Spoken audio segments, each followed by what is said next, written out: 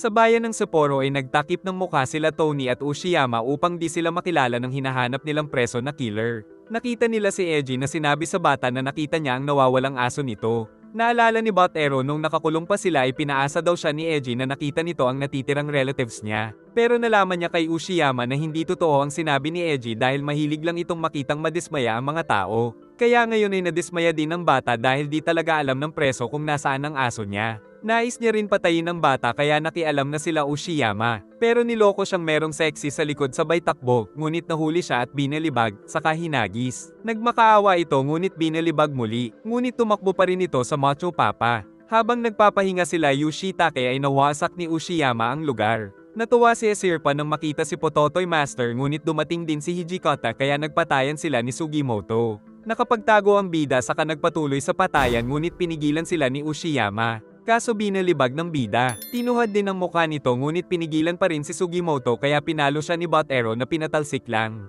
Tumigil lang sila nang dumating si Kadokura. Pinigilan ni Esirpa na patayin ng matanda si Sugimoto at nagbabala si Kadokura na baka dumating ang 7th Division at ang mga pulis at baka nandoon din sila Ogata. Na-excite ang Russian sniper nang marinig ang pangalan ni Ogata. Samantala pinagmamasdan na sila ng Japanese sniper. Dahil nakapag-usap na sila ay nalaman nilang maganda naman ang mga plano ni Hijikata para sa nakararami kaya si Tsurumi na lang ang nais nilang pigilan na makakuha ng ginto. Kaya nag-usap sila Hijikata at Esirpa upang magtulong na makrack ang code kung nasaan ang ginto. Naisip nilang may mga fake na nakahalo sa mga balat na nakuha ni Ariko mula kay Lieutenant Tsurumi upang sila ay malito kaya nalilito na nga si Esirpa. Habang nagpapahinga ay tinanong ni Yoshitake kung anong gagawin ni Ushiyama kung makuha nga nila ang ginto. Sagot nitong gagamitin niya ang gold upang makalaban ng malalakas na tao sa buong mundo ngunit si Yoshitake ay puro kamanyakan ang balak. Dahil isa ring Aino si Ariko ay sinabi ni Esirpa na malalaman din nila ang nangyari sa kanilang mga ama habang sinusolve ang mga tato. Saka nagalit si Nagakura dahil kailangan na nilang magpahinga para sa misyon. Habang nag-iimbestiga ay naglululo lang si Yusami na mula sa 7th Division. Nakita ng reporter kung nasaan siya saka nalaman nito na dito magaganap ang susunod na pagpatay. Ngunit nakita siya ni Yusami na nais malaman ang nalaman niya pero di nagpatinag si Tokuboko kahit anong gawin. Mabuti ay dumating ang isang lalaki kaya nakatakbo at nakapagtago. Kinabukasan ay nagplano sila kung paano hahanapin ang pumapatay sa mga kababaihan sa gabi. At ang isang matanda ay napaiyak na lang nang mapatay din ang kanyang kaibigan. Nakauwi naman ng reporter na sugatan pero itinuro niya pa rin sa mapa kung saan ang susunod na target ng killer. Naghahanda ang mga bata ni Tsurumi na magtungo sa Sapporo. Saka nakiusap si Sekishima kay Koita na kumilos lang ito ng normal kapag nandyan si Tsurumi upang hindi mapansin na alam nilang ginagamit lang sila. Nag-aabang sila Sugimoto at sinabi ni Hijikata na maghiwalay sila at gumamit ng mga paputok na signal kung isang presong may tato nga ang killer. Nag-alala si Botero sa dalaga dahil kung mapatay ito ay di na nila makakrack ang code ngunit mas nais sumama ni Esirpa dahil mas safe siyang kasama si Sugimoto. Pinagtago ni Sugimoto si Esirpa dahil baka dumating din ang lone sniper na si Ogata. Pero naisip ng batang Aino na kung pakay pa rin ng sniper ang ginto ay di siya nito papatayin. Nagpanggap na babae si Kadokura at nang may dumating ay binanata nila ito ngunit wala itong tato. Samantala pinaghihinalaan nilang si Michael Ostrich na isang preso ang tunay na killer dahil isa itong preso na gumagawa ng mga pagpatay upang gayahin si Jack the Ripper. Minala si Kadokura dahil nakita pa siya ni Yusami kaya tumakas siya kaso nadapa. Dahil dati siyang chief warden ay di siya sinaktan ni Yusami ngunit nalaman na nandito rin ang grupo ni Hijikata. Nag-signal na si Kirawas kaya nakita ni Hijikata ang tunay na killer at nakita ito ng lahat kahit ni Ogata at Lieutenant Tsurumi.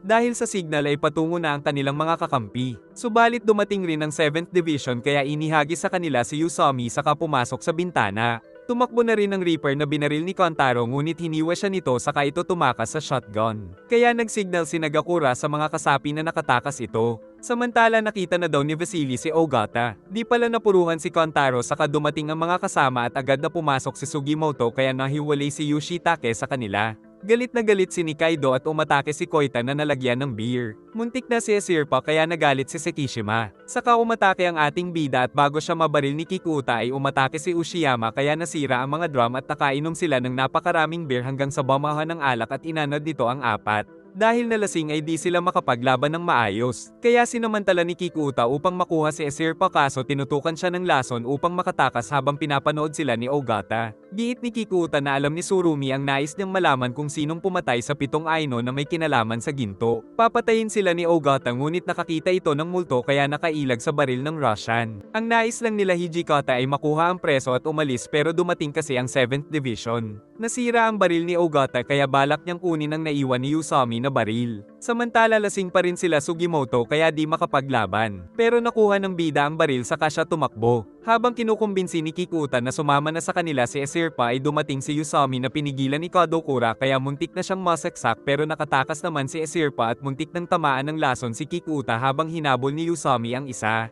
Pinatay ni Vasily ang isang lalaki sa pag-aakalang si Ogata ito kaya nakakuha na si Ogata ng baril. At si Tony ay gamit ang pakiramdam upang maging guide sa dilim. Subalit si Esirpa ay nakita ni Michael. Naghanap ng magandang spot si Ogata para labanan ng Russian sniper. Binaril ni Kantaro si Michael ngunit nakapagtago pa rin ito at naisip na sunugin ng maraming dayami saka siya tumakas. Nahuli ni Usami si Kadokura at pinaghihiwan nito ang kanyang damit hanggang sa makuha ang tinatago niyang balat na may tato.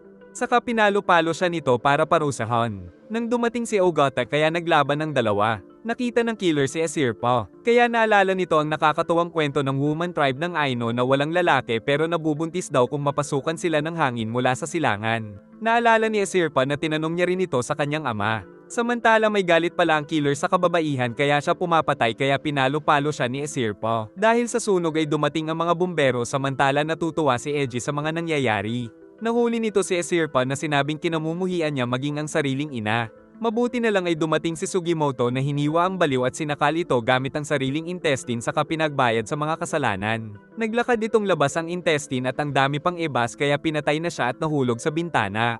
Saka winasak pa ni Ushiyama bilang paghihiganti sa mga pinatay nitong babae. Binubugbog ang sniper at ang akalang talo na ay bigla itong nakapag-reload gamit ang bibig at nabaril niya si Usami. Kaya ito naman ang tumatakbo sa sniper. Ang baliw na Eiji ay hinila ang hagdan at umakyat. Nakita ni Ogata si Michael na nahulog saka nakita niyang tumakas si Usami. At kahit maraming nakaharang ay nagawa niya pa rin itong tamaan sa mga bintana. Isang malaking kawalan kay Surumi ang pagkatalo ni Usami dahil mababawasan ang mga baliw niyang tauhan. Saka ipinangako ng lieutenant na di niya ito makakalimutan. Samantala nagpasikat si Eiji at sinabing di na nila maso-solve ang code pag tumalon siya sa loob. Pero di siya pinansin dahil alam na pala ng lahat na kahit di kompleto ang 24 na tato ay makakrak pa rin nila ang code. Akala niya ay madidismaya ang mga ito pero siya lang pala ang nadismaya. Subalit sa pagkainis ay nahulog siya sa labas at natawa pa bago tuluyang natigok ang baliw. Delikado sila Sugimoto sa lumalaking sunog at nakasalubong si Kadokura. Nakita nila sa basang Kadokura na siya pala ang may ika-24 na tato pero napatay na daw si Noperebo bago ito matapos. Dinala naman nila Hijikata si Michael para makuha ang balat. Subalit di makalabas sila Sugimoto na nasusuffocate na sa usok. Nandoon sila Shiraishi at si Bot Arrow ang pumasok para iligtas sila.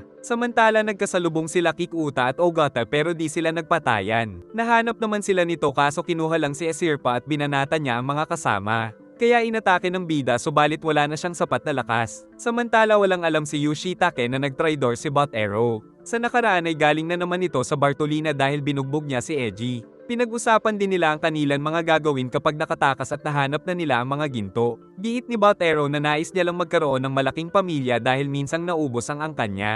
Kumapit si Esirpa kaya sinabi ni Botero na kailangan niya lahat ng ginto para siya ay maging hari. Pumasok na rin si Yoshitake para tulungan ng bida samantala dumating sila Koita at Sekishima kaya wala siyang nagawa kundi ang magtago. Nakita niya ang baha ng alak at kumapit si Esirpa kaya inabot siya ng espada pero nakatakas pa rin ng pirata. Pagdating ni Sekishima ay kinuha niya si Esirpa ngunit iniligtas niya si Koita at tumakas muli si Bot Arrow. Pero nakatakas si Esirpa dahil pinili siya nitong iligtas. Subalit gamit ang chopstick ay nahuli naman ito ni Nikaido. Dahil dito ay pinag-utos ni Surumi na umatras na sila. Sumugod si Sugimoto kay Bot Arrow. Samantala wala ng lakas si Kadokura na nasa nasusunog na storage room. Subalit absent si Kamatayan kaya binalik ito sa kanilang relax with kumot and drinks. Dumating na rin si Kikuta kaya aalis na sila Surumi. Ayaw lumaban ni Bot Arrow kaya nagpapaliwanag siya pero binanata na siya ng bida. Saka pinigilan siya ni Yoshitake upang malaman kung nasaan si Esirpa na sinabi nitong kinuha ng 7th Division. Niyaya din sila ni Bot Arrow na mag-solo sa ginto pero tumanggi si Sugimoto. Saka nakita nila ang mga tunay na bumbero dahil nagpanggap na bumbero sila Surumi para makatakas. Si Bot Arrow pa ang nag-drive at sinabi nila kay Hijikata na nakuha si Esirpa. Nahanap nila ang mga ito kaya pinagbabaril sila at napaliko naman si Bot Arrow at dumaan sa isang bahay hanggang makabalik sa kalsada. Sinundan nila ang sinasakyan ni Tsurumi at muntik pa silang mapatay nito ngunit nanghihina na si Bot Arrow. Tapos iniligtas nito si Yoshitake mula kay Kikuta. Samantala pinagpapatay ni Hijikata ang mga tauhan ni Tsurumi. At nalaman ng mga decoy lang ang mga sako na dala nito. Nakakapit si Sugimoto na sinalubong naman ni Kikuta saka umatake din ang baliw na Tsurumi. Mamamatay na si Bot Arrow kaya binigay niya na ang hawak na tato at sinabi ang lahat ng nalalaman kaya wag daw siya nitong kakalimutan na ipinangako naman ni Yoshitake. Napatay ang kabayo ni Koite saka sumakay ang matandang babae at pinatakbo ang kabayo. Samantala ngayon palang napansin ni Sugimoto na kilala niya pala si Kikuta saka pinagbabaril siya ng lieutenant at sinipa ng dating kaibigan. Nakipaglaban ito kay Sekishima hanggang sa mahulog si Esirpa na iniligtas ni Sofia kaya mukha niya ang napuruhan pero wala pala doon ang dalaga. Saka nakasuntok pa siya ngunit nawala na siya ng malay. Kalaban ni Koita ang mga rebelding Russia na kasamahan ni Sofia. Ngunit dumating sila Tsurumi para tumulong. Saka nalaman nilang Russian din ang matandang babae. Sumakay ang bida kay Yoshitake ngunit napakabagal. Kaya sinubukan niya ngunit bumangga lang sila. Tuluyan ang naging bihag ang dalawa. Sa labas ay naghihintay sila Kikuta sa mga kasamahan pero pinatay na pala ni Hijikata ang mga ito. Samantala balak ng mga kasama ni Sofia na sumunod. Nakita ni Koita na lihim na pinakikinggan ni Sekishima si Lieutenant Tsurumi. Pero alam daw ni Sekishima na nais niya rin malaman kung dapat pa bang sundin si Tsurumi. Nagtago sila dahil nag-check muna si Tsurumi kung wala ng tao bago niya kausapin si Sofia. Alam nila Sugimoto kung nasaan sila Tsurumi pero tatawagin muna nila ang mga kasama kaso bumangga na naman sila. Tinanggal ni Tsurumi ang busal ni Esirpa at nagbantang huwag sisigaw. Nagtaka ang matanda dahil kilala siya ni Tsurumi. Dahil sa buto ng mag-ina ni Tsurumi ay nakilala ni Sofia na siya ay si Hasegawa. Nakikinig pa rin sila Koita habang kinikwento ni Tsurumi kung ba't kinailangang mamatay ng ama ni Esirpa. Sa nakaraan ay kasama niya si Sekishima sa Vladivostok sa Russia. Nagtanong ang isang matanda tungkol sa nawawalang si Hasegawa. Kaya napansin ni Sekishima na pareho ito ng middle name ni Tsurumi. Ngunit ngayon ay nalaman niyang si Tsurumi pala talaga ang tinutukoy ng matanda dahil totoong naging spy ito noon ng Japan sa Russia. Giit ni Tsurumi na 50 years ago ay nangolekta ng mga ginto ang Aino tribe upang bumili ng mga armas upang protektahan ang kanilang tribo sa Russia o sa Japan. Subalit lumubog ang barko na sinakiyan nila kaya di nagalaw ang mga ginto. Nang malaman nila Wilk ang tungkol sa ginto ay nagtungo sila nila Kir Oranke sa Japan upang hanapin ito at gamitin para makapagtayo ng bagong bansa para sa mga naipit sa digmaan ng Russia at Japan. Sinisisi ni Tsurumi ang pagpapapicture nila Wilk sa Photoshop nila kaya nadamay ang kanyang asawa dahil mga rebelde pala ang tatlo. Naisip nila sa Kishima na nais lang nitong masakop ang Vladivostok upang maiuwi ang mga buto ng mag-ina. Napabilang na si Wilk sa mga namumuno sa mga Aino. Ngunit nagagalit si Kir Oranke dahil ayaw nang sundin ni Wilk ang kanilang plano at sa halip ay nais na lang protektahan ang lupain ng mga Aino. Nagtalo ang dalawa hanggang sa umabot sa pisikalan. Pero di siya pinatay na tanda ng pagiging malambot ni Wilk mula nang ipanganak si Esirpa. Nagtungo sila Tsurumi sa ama ni Ariko na si Shiro Makor. Dahil tutol daw si Shiro Makor sa balak na pag-aaklas sa Japan ng mga kasama ay nagkaaway daw sila. Dagdag pa nitong kanidnap ng mga kasama si Kim Espo na siyang nakakaalam kung nasaan ang ginto. Sinabi ni Shiro Makor ang lahat ng nalalaman upang pigilan ng mga kasama na pinamumunuan ni Wilk. Dito na sinabi ni Tsurumi na dating rebelde ng Russia si Wilk at ang pakay lang nito ay ang ginto ng Aino upang gamitin sa Revolutionary Army sa Russia. Biglang umalis si Shiro Makor dahil sa nalaman. At kinabukasan ay nakita nila itong sugatan dahil nagpatayan daw sila dahil sa impormasyon ni Tsurumi tungkol sa pinagmulan ni Wilk. Upang mapeke ang pagkamatay ay binalatan daw ni Wilk ang sariling ulo at nilagay sa ibang ulo. Saka ginamit niya ang mukha ni Kim Espo. Nakita ni Tsurumi na tinanggal nito ang mga mata dahil malalaman na ibang ulo ito pag nakitang di kulay blue ang mata. Hinanap ni Tsurumi si Wilk na nakilala niya dahil sa blue eyes nito. Ngunit nakapagbangka na si Wilk kaya binaril niya at nahulog, saka nahulog din ito ang mukha ni Kim Espo pero nakaligtas at kusang nagtungo sa Abashiri Prison para makatakas kay Tsurumi dahil di nito kasando ang warden. Sa Abashiri Prison ay nagpalit ng pangalan si Wilk bilang Naperabo upang isipin ni Kir Oranke na patay na siya. Pero nang makita ni Kir Oranke ang tato ay naisip niyang si Wilk ang may gawa nito at alam na nito kung nasaan ang ginto. Sa pag-iisip ni Kir Oranke ay tinraidor na talaga siya ni Wilk kaya pina-headshot niya ito. Naghihintay pa rin sa labas sila Sugimoto kaya nagpa siya si Ariko na magpanggap na tapat pa rin kay Tsurumi. Sinabi ni Tsurumi na kundi dahil kila Wilk at Kir Oranke ay malamang nabuhay pa rin ang kanyang pamilya. Saka pinakita nito ang bala na tumama sa kanyang mag-ina dahil hindi pala ito stray bullet mula kila Sofia dahil nagmula ito sa mga Russian soldier. Pinakita din nito ang mukha ni Wilk at nalaman ni Asirpa na ang tatay niya rin pala ang dahilan kaya nabaliw si Surumi sa pagkuha ng ginto. Tinanong ni Sofia kung paghihiganti lang ba ang pakay nito. Naisip ni Sekishima na kung paghihiganti lang ito ay papatayin niya na si Surumi. Ngunit sinabi ng lieutenant na ang layunin niya ay para sa ikabubuti ng buong Japan laban sa Russia kaya natuwa sila Sekishima at Koite sa narinig. Nasa labas na si Ariko pero nakabantay si Nikaido. Ngunit nang tinuro niya si Sugimoto ay umalis ito agad. Pinaliwanag ni Surumi na hindi rin posible ang pangarap nila Sofia at pati na ng grupo ni Hijikata na magtayo ng sariling bansa. Pero sinabi nitong di naman si Wilk ang dapat sisihin sa lahat. Napatunayan niyang hindi daw kailangan ng ginto ng mga Aino. At ang mga naghahanap ng ginto ang sumira sa kanilang ilog kaya sa halip ay nakasama pa ito sa kanila. Giit ni Surumi na isang sumpa ang Golden Kamoy para sa mga Aino dahil lahat ng sangkot dito ay namamatay. Ginamit nito ang balat ni Wilk kay Sofia kaya napilitan si Asirpa na sabihin na ang clue ay ang pangalan ni Wilk sa Aino. Sa nakaraang digmaan laban sa Russia ay kasama ni Ariko si Kikuta. Sabik na silang umuwi kaya kinwento nila ang kanilang mga plano kung sakaling makauwi pa sila. Nais daw sanang gumawa ni Ariko ng sariling makiri bilang tradisyon ng mga Aino pero di niya kasi sinunod ang itinuturo ng ama.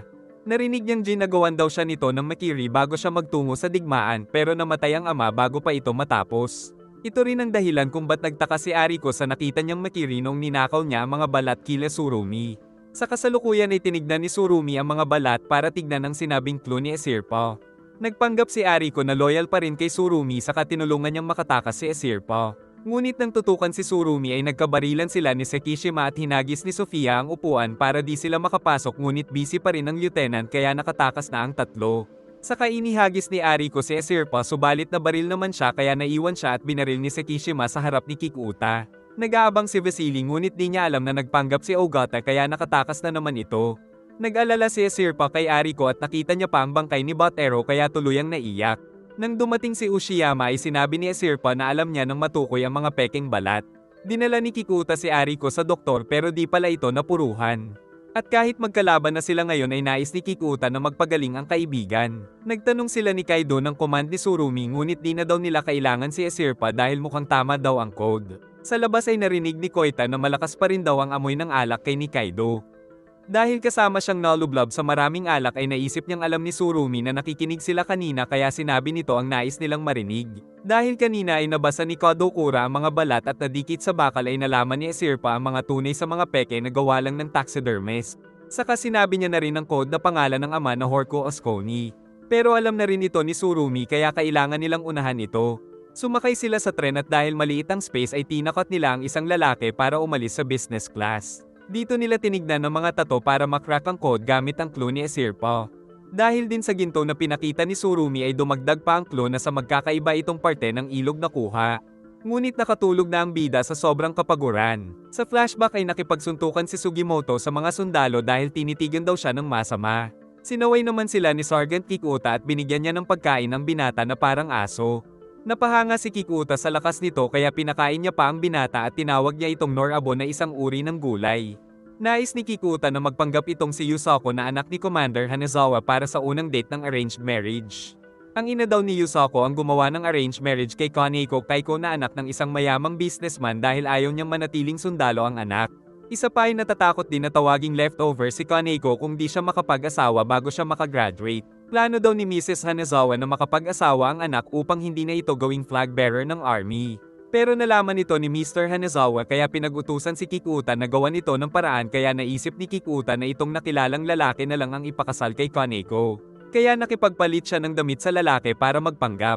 Ngunit si Norabo ay nais na rin talagang sumali sa army para di na siya magutom. Saka tinuruan niya ito ng tamang asal para di sila mabuko sa arranged date. Subalit sobrang sarap ng pagkain kaya nag-alala si Kikuta na makalimutan ni Norabo ang table manners. Pero natuwa lang sa kanya ang dalaga dahil ang pogi daw niya. Sobrang sarap nito para kay Norabo dahil first time niyang makakain ng pagkain ng mayaman dahil siya ay kailangan pang magnakaw sa pagkain ng pusa.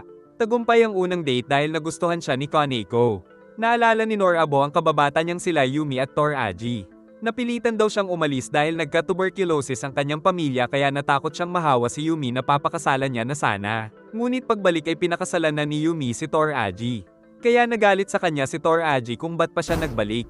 Nagalit si Kikuta at sinabing tanggapin niya na lang ang lahat at huwag na siyang magbabalik. Type talaga ni Kaneko si Norabo sa pag-aakalang ito ay si Yusako. Kaya tinuruan siya ng yaya kung paano ito maaakit.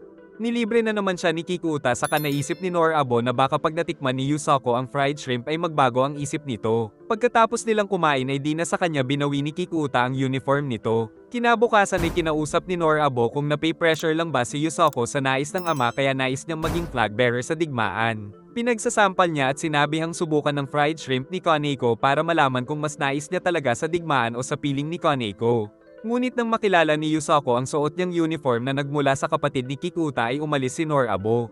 Saka tinitigan niya ito at nabangga sila Surumi. Samantala si Surumi ay inutusan ni General Okuda na hanapin ang ginto at magagamit daw nila si Mr. Hanazawa ng 7th Division dahil may utang na loob ito ng pagtakpan ng general ang kahihiyan ng pamilya nito. Paglabas ay nadidismaya si Surumi sa Central Army dahil nais lang ni General Okuda ang ginto para mapalakas ang sariling faction nito. Ngunit sa ngayon ay dapat muna nilang makontrol si Yusako na anak ni Commander Hanazawa. Samantala nagbalik si Norabo sa pangalawang date at sinadya ni Hamako na dumihan siya saka pinilit siya ni Kaneko na maligo sa inihanda nilang bathtub. Nagulat siya nang nakasilip ito kaya sinarado ang pinto saka tinakot siyang ipapakalat ang skandalo ng Hanazawa family kung di siya papayag na sipingan ito. Nagtungo sila Surumi at dinala niya ang half-brother ni Yusako na si Ogata upang mamanipulate niya ang magkapatid. At bigla nilang binuksan ng pinto at hinanap si Yusako. Di niya alam ang nangyayari pero lumabas pa rin ang bida para iligtas si Kaneko ngunit nakita ang dalawa niyang patatas na ikinatuwa pa ng dalaga. Habang nakikipagbugbugan ay nakilala ni Surumi na di ito si Yusako. Iniligtas din ito ni Kikuta sa baril at saka tumakas pero di na pinasundan ni Surumi. At dinaanan na lang ni Kaneko ang tunay na Yusako. Naisip na lang ni Kikuta na pinadala din ni Mr. Hanazawa ang mga ito para tulungan si Yasaka. Ngunit si Kaneko ay na-inlove na sa bida kaya wala siyang pake kahit mahirap ito. Gihit ni Hamako na siguradong di papayag ang kanyang pamilya at nang ma-realize ito ay nagpaalam na lang sila ng maayos sa isa't isa. Lumipas sa mga taon ay naging mabait si Kaneko sa mga byuda ng mga sundalo kaya nagpapadala siya ng tulong na pinansyal. Di gusto ni Kikuta na magsundalo si Norabo dahil siya din ang nagyaya sa kapatid na sumali sa army kaya ito namatay. Siniguro naman ng bida na sarili niya itong desisyon, at di rin siya mamamatay dahil siya daw ay isang immortal. Kalaunan na ipinadala siya ni General Okuda upang siguruhin na di sarilinin ni Surumi ang ginto. Pati si Ogata pala ay bata din ng general. Di nagtagal ay naging hero din si Sugimoto sa digmaan at napatay naman si Yusako. Nagising na siya sa tren at napagtanto ni Kikuta na si Norabo pala si Sugimoto na hero ng pakikidigma sa Russia.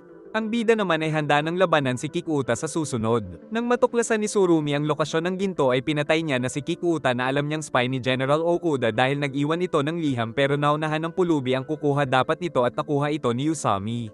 Dahil dito ay di na talaga sila makakabalik sa army kaya ang ginto na lang ang pag-asa nila upang matupad ang plano niyang gumawa ng sariling bansa at pinag-utos na ipatawag ang lahat ng kasapi. Aatake pa ito kaya tinuluyan ni Sekishima. Nalaman nila Sirpa na ang ginto ay nasa Fort Goryokako na nasa lungsod ng Hakodate sa may Hokkaido. Binigay din ni Kadokura ang kopya ng kanyang tato pero di na pala nila ito kailangan. Nakarating na rin sila Sugimoto sa Fort Goryokako. Kabisado ni Hijikata ang lugar dahil dati itong naging base ng mga samurai. Saka tinuro ni Yoshitake ang lugar na sinabi ni Butero na nalaman daw nito sa mga Aino. Sa nakaraan ay si Kimispo mismo ang nagturo sa mansyon na pinagtaguan ng ginto. Napasama daw sa lumubog na barko ang Russian ambassador na pinuno dito kaya wala nang nakatira. Binuksan nila ang pader at nakita ang hagdan. At sa ilalim ay nakita na rin nila ang mga ginto. Naisip ni Yoshitake na matatagalan pa sila Surumi na makrack ang code pero nandoon na rin ang mga tauhan nito na pinagbabaril ni Tony at tumulong na rin sila Sugimoto at Hijikata at nalalaman nila ang mga kalaban dahil kay Tony. Nakita nila sa liham na malapit na rin si Surumi doon. Pero kinabukasan pa ang biyahe ng tren kaya may isang araw pa sila para maghanap. Naisip ni Sugimoto na hinayjack nila Surumi ang tren para mabilis na makarating kaya nagpanik si Yoshitake. Nag-isip sila kung paano mabilis na mahahakot ang mga ginto. Dahil nagpapanik pa rin ay sinakal ni Ushiyama si Yoshitake. Dahil dito ay mapipilitan silang lumaban sa buong 7th Division. Sa flashback ay nakipagkasundo pala silang makipagtulungan kila Sofia pero walang tiwala sila Sugimoto at Yoshitake dahil inialay ni Kir Oranke ang buhay para sa sariling plano nila Sofia na magtatag ng sariling bansa para sa mga Russia na naipit sa digmaan. Sa tren ay pinapaliwanag ni Sofia na gagawin nilang base ang Fort Goryokako laban sa Russia kaya nagkasundo silang tulungan sila Hijikata. Umaasa si Hijikata na maganda ang maibibigay nilang laban sa tulong nila Sofia ng mga veteranong rebelde na dati pang lumalaban sa Russian Army at siya daw ay kabisado ang magiging battlefield nila.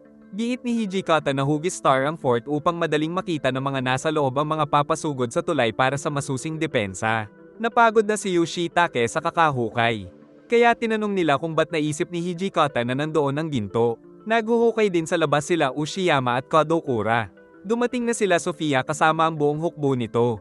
Pinakita ni Hijikata na dito sila naghahanap dahil sa pattern na nakita sa sariling tato. Nagsimula nang maghanda ang mga miyembro ni Sofia sa labas habang naghahanap pa rin sila ng ginto. Kalaunan ay may tinamaan si Esirpa na agad na hinukay ng dalawa. Dito ay nakita nila ang isang box at nang buksan ay nakita ang isang talaan ng mga transaksyon. Kaya nalaman nilang binili pala ng mga Aino ang malaking lupain sa Pangulo ng Ezo Republic na si Enomoto Takeaki. Subalit bago matanggap ang bayad ay natalo naman ng Meiji government ang Ezo Republic. Pero kahit natalo ang Ezo ay hindi naman mababalewala ang transaksyon ng mga Aino dahil merong witness na mga ambassador mula sa 6 na bansa.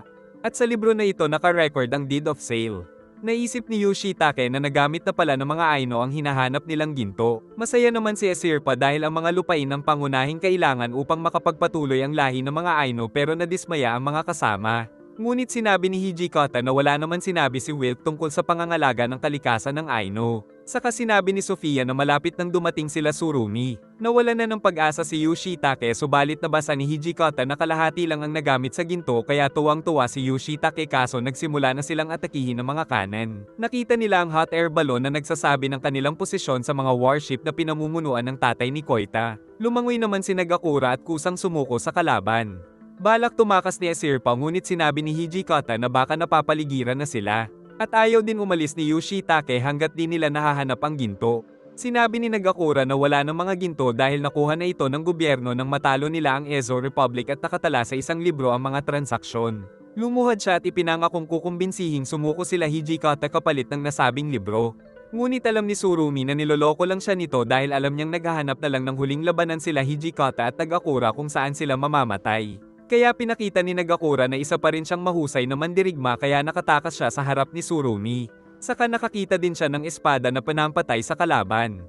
Nais ni Ushiyama na mauna na si Esirpa ngunit nagpa siya itong manatili. Kaya pinangako ni Sugimoto na ililigtas niya ito pag nagkaroon ng gulo. Nalaman nila kay Kadokura na dahil kay Nagakura kaya pansamantalang tumigil ang mga kanan. Saka isinama niya sila Kirawas at Manser.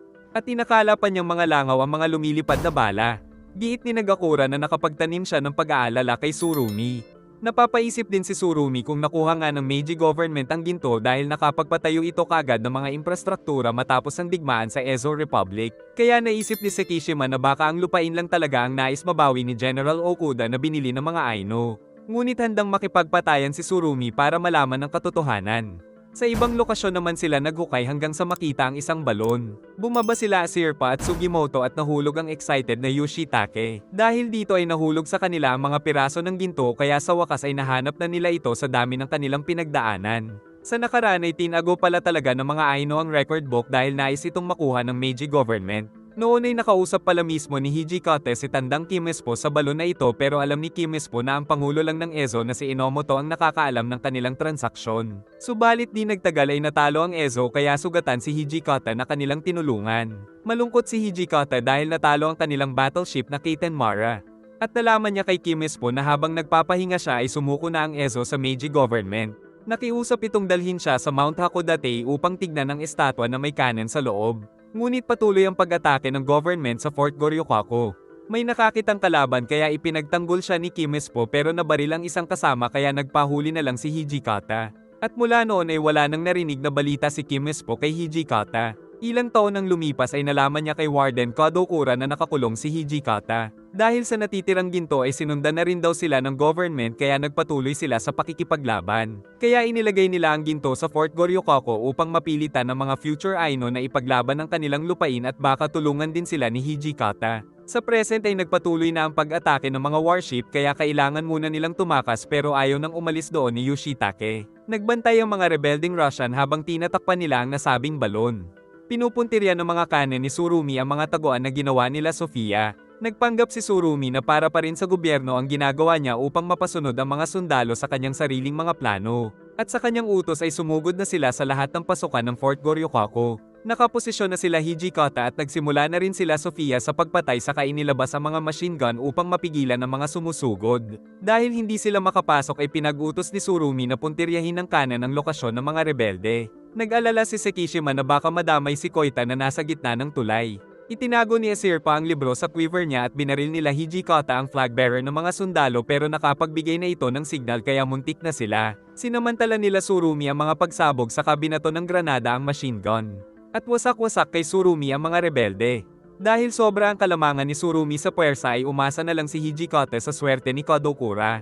Kinuha nila Nagakura ang lumang kanan na itinago sa likod ng estatwa. Samantala utos ni Tsurumi na hanapin nila ang libro na naglalaman ng kontrata. Nagpatuloy ang walang tigil na pagsabog at patayan sa lugar.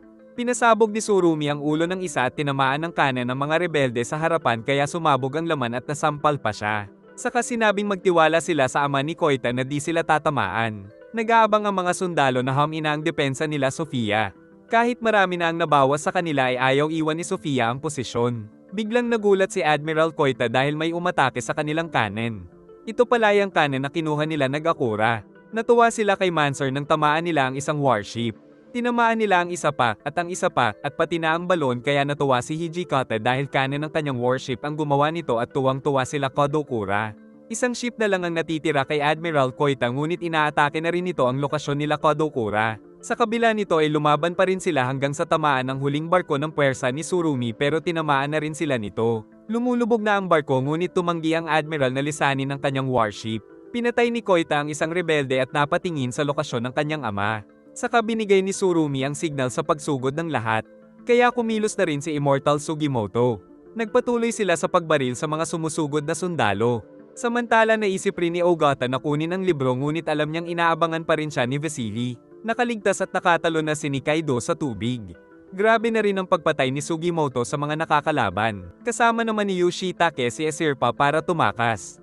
At ang mga kalapit na yun ay natatakot na sa nangyayari. Nasaktan sila Kodokura kaya tanging paghihintay na lang ang kanilang magagawa ngunit nais ng magpakamatay ni Nagakura kasama si Hijikata. Dahil nakapasok na sila sa fort ay nilulo ni Tsurumi ang shotgun sa tuwa. Nakakita ng mga pampasabog si Nikaido at nakita niya sila Hijikata kaya pinasabog niya ang mga ito. Nainis siya nang makita ang pumutol sa kanyang paa ngunit nailigtas ni Tony si Hijikata ngunit nakabawi pa ito kaso muli silang pinasabog.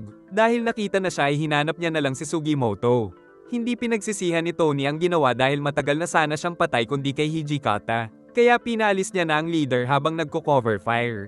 Binato sila ng pampasabog kaya sinipa ni Sekishima pabalik sa kalaban na ikinatuwa ni Tsurumi at nagpasikat din si Koite samantala di nila napansin si Kontaro na natakot sa mukha ng lieutenant. Pinag-utos ni Tsurumi na mag-focus sa mga tauhan sa natitirang North Gate. Pumasok sila sa isang gusali ngunit nagbalik ang alaala ni Koite sa panloloko sa kanya ng lieutenant. Lumaban ng mag-isa si Tony kahit masakit para sa tenga ang mga pagsabog. Hanggang sa makarinig siya ng katahimikan dahil di niya alam na patay na siya. Pinakita ni Sugimoto na di lang isang palamuti ang titulo niyang immortal. Ngunit pinasabog din ni Kaido ang pisngi ng bida dahil galit na galit ito sa pagpatay sa kanyang kambal. Napatay ng bida ang isa at ginamit si Nikaido sa isa pa saka nagtusukan ng dalawa. Samantala nakaligtas ang mga tauhan pero nagpakamatay si Admiral Koita. Giit ni Lieutenant Koita na sana ay di na ginawa ni Tsurumi ang panlilinlang dahil susunod naman siya ng kusa.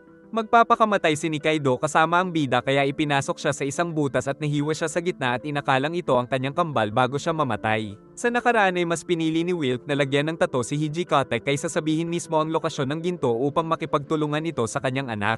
Habang si Tony naman ang lookout gamit ang pandinig. Nagpatuloy siya sa pagkitil ngunit tinamaan siya pero balewala kaso nahuli siya ng isa kaya niligtas ng bida at nagpatuloy ang patayan. Kailangan nilang mapatay si Tsurumi upang mawala ng moral ang marami nitong sundalo. Saka muntik na namang mamatay ang ating bida. Naghahanap ng daan si Yoshitake habang patuloy ang patayan at binato pa sila Sofia ng granada. Kaya siya na lang ang nakaligtas.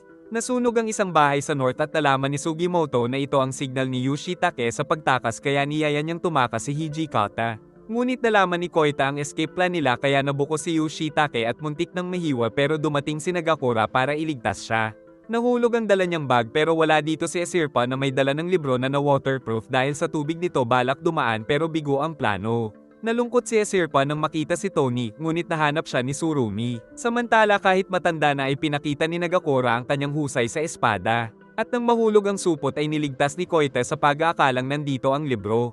Pero lubid lang ang laman. Nahuli si Esirpa ng isang sundalo kaya lagot siya kay Tsurumi kundi lang dumating si Sugimoto. At giit ni Yoshitake na sa North Gate na lang ang pag-asa nilang makatakas. Nalaman ni Sekishima na nakatakas sila Hijikata samantala na hiwalay si Koita. Babarilin sana si Nagakura ngunit dumating si Kantaro. Napansin ni Sofia na patay na ang lahat ng kasama. Saka naalala niya nung hindi niya tinuloy ang pagbomba dahil may mga bata pero tinuloy pa rin nila Wilk kaso nasabugan ito sa mukha. Naintindihan naman nila Wilk si Sofia dahil ang kanilang samahan ay hindi kailanman kukuha ng mga inosenteng buhay. Nakita siya nila Sugimoto at niyayang tumakas pero tumanggi ito upang protektahan ang kanilang likod. Subalit nagdalawang isip siyang patayin si Tsurumi na naalala niyang si Hasegawa kaya siya ang binaril nito at nabaril pa ang kabayo ni Sugimoto kaya tumalsik si Esirpa na iniligtas ni Tanigaki. Nalaman pala ito ni Tanigaki dahil nakita niya si Nagakura pero nagdalawang isip siyang magtungo dahil sa kanyang mag-ina. Subalit pinayagan siya ni Incarnate basta siguruhing magbabalik siya. Hanggang ngayon ay nagsisisi pa rin si Sofia dahil sila ang dahilan kaya namatay ang mag-ina ni Hasegawa. Pinatawad naman siya ni Tsurumi kaya pinagbabaril na siya upang magtigil na ang paghihirap nito. Nag-aabangan pa rin ang dalawang batikang sniper habang nababaliw na naman si Tsurumi na nalamang nasa quiver ni Esirpa ang libro. Nakita ni Ogata ang refleksyon ng araw kaya naisip niyang hawak nito ang binoculars para lituhin siya. Kaya inasinta ito at binaril ng mas mababa upang tamaan ang braso saka tinamaan lang siya sa paa pero tila napuruhan ng Russian. Tumatakas na sila Esirpa at binaril ni Ogata ang isang tauhan ni Koita dahil kailangan niya ng kabayo. Habang tumatakbo ay naisip ng bida na napapagod na ang kabayo nila. Kaya nang makita nila ang tren ay pinilit nilang makasakay dito. Subalit pagkabukas ay nandito ang reinforcement unit ni Tsurumi. Kaya nagwala si Ushiyama sa mga ito at umatake na rin si Hijikata. Pinigilan ni Esirpa si Tanigaki kaya ito nabaril at nahulog. Umatake na rin ang bida kaso nabaril siya. Kalaunan ay dumating pa si Sekishima na inutusan ni Tsurumi na hanapin si Esirpa. Pinaghahagis ni Ushiyama ang mga sundalo sa labas habang gumagapang na sila Esirpa. Nawala si Tsurumi na nasa bubong na pala. Sumugod na si Ushiyama sa isa pang cargo at pinagbabaril sila ni Hijikata. Dumating na rin si Koita na inutusan din ni Tsurumi na hulihin si Esirpa. Nagsabay sila Sugimoto at Hijikata na lumaban. Nagpatuloy pa rin ang pagwawala ni Ushiyama. Hanggang sa dumating na rin si Sekishima. Nais ni Sugimoto na magpaiwan upang makatakas sila Esirpa pero di pumayag si Hijikata kaya sabay na lang silang nagwala at nagwala din si Ushiyama na kalaunan ay nakita ni Sekishima. Nais sanang patigilin ng mga operator ang tren ngunit dumating si Ogata kaya tumalo na lang ang mga ito. Dahil dito ay magaganap na ang huling labanan sa runaway train.